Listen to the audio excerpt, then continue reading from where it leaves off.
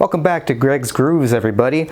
Today I want to just chat about why I think people really gravitate towards analog audio versus digital audio. And I'm going to say some things that probably will be controversial. I don't think it's about audio quality.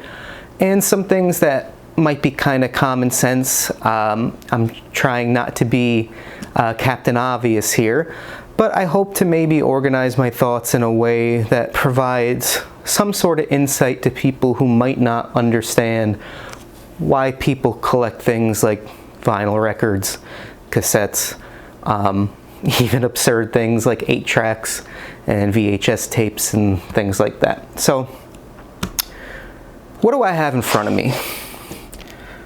Right here I have what I always refer to on the channel as a prestige pressing. It's a MoFi pressing of What's Going On by Marvin Gaye. And if you've been part of the vinyl record collecting community for any span of time, you've probably heard about MoFi and their issues with digital masters and kind of misleading the public and all that stuff. And I'm not going to get too far into that on today's video, but I think that situation is relevant and speaks to what I'm going to be chatting about today. Analog music doesn't necessarily sound better or worse than digital music. I know, heresy. But the fact of the matter is, there's been blind tests, there's been A/B comparisons, and great quality digital is just great quality music, and great quality analog is great quality music, and poor quality of either is poor quality. It's really that simple. So why analog? Well, a lot of people in my age group, I'm turning 34 in a couple weeks, baby of the 90s, we grew up at the tail end of the analog era. I loved making mixtapes on my dad's RCA boombox with my Maxell tapes, and I would make greatest hits collections of the Beatles and the Who because they were my favorite bands on the face of the planet, and I would wear those cassettes out in my Walkman on family trips and just walking around the house. And it's a fond memory for me. Now, those recordings were terrible quality, usually on Type 1 cassettes on cheap boom boxes with tons of background hiss, usually recorded from other cassettes. But that was my experience of music. I didn't listen to a CD until closer to the turn of the century. I can't remember specifically the date we got our first CD player, but it was very close to or after Y2K. My most formative years of music listening happened in the analog era, with tape hiss, with poor quality recordings, and all that notwithstanding, I grew to love music.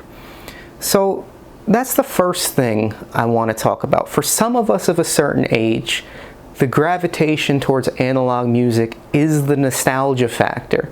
It brings us back to a place that we can't go to anymore, at least not in reality, not physically.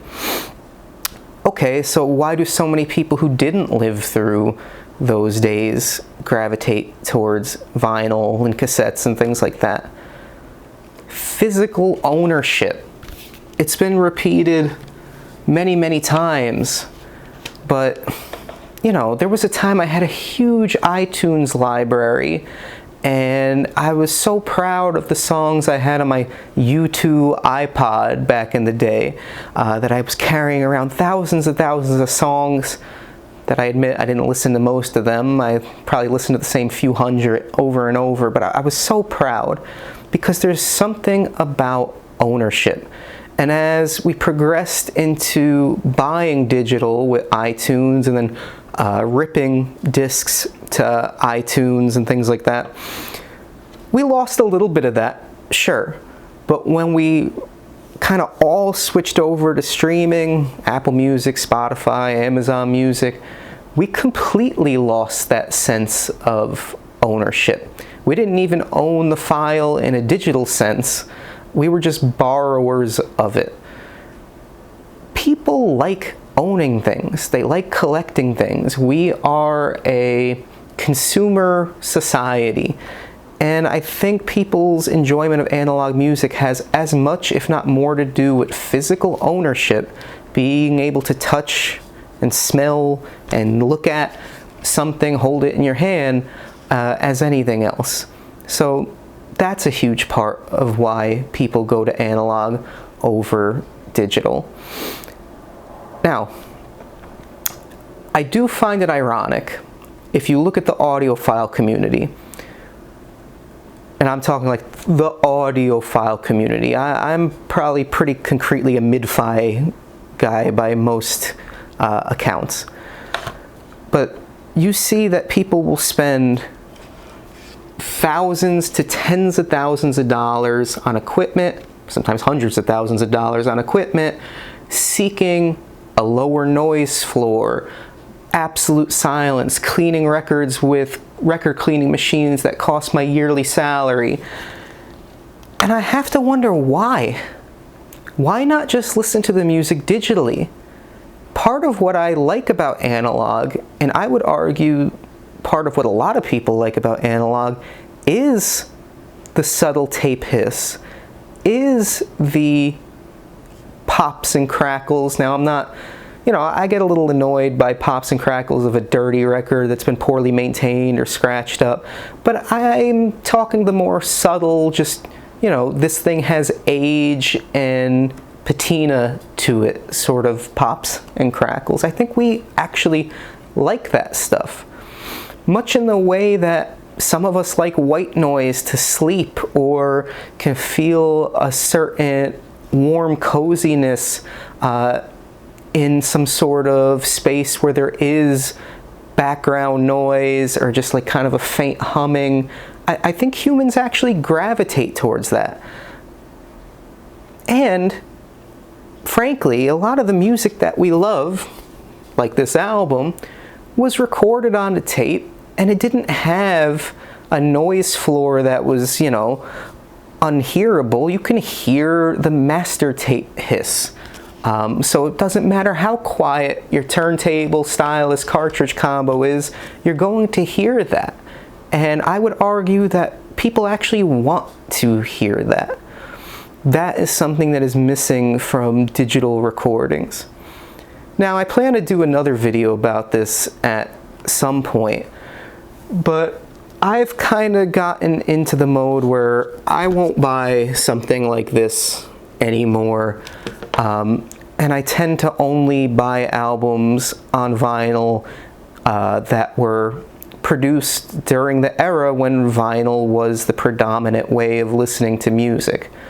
I buy my wife an album here and there of a more modern artist for the novelty factor, but I don't think with modern music there is all that much reason to listen to it on vinyl.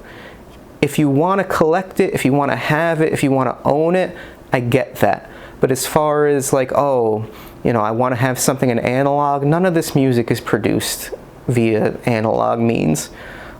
So that argument doesn't really hold weight to me.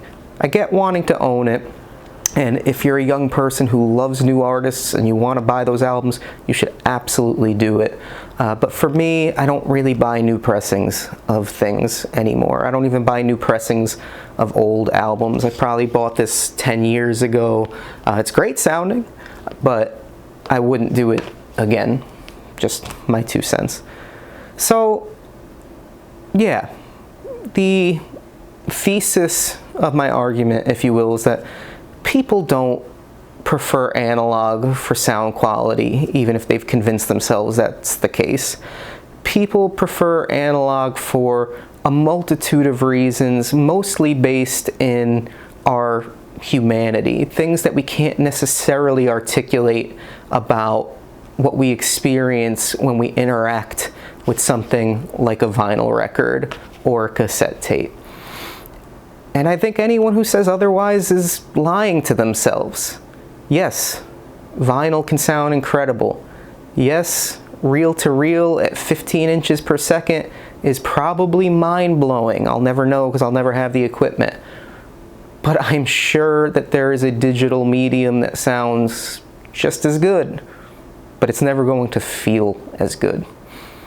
So that's it for this time on Greg's Grooves. Tell me what you think down in the comments. Be sure to subscribe if you like my long-winded rants on all things audio and music, and hope to see you next time.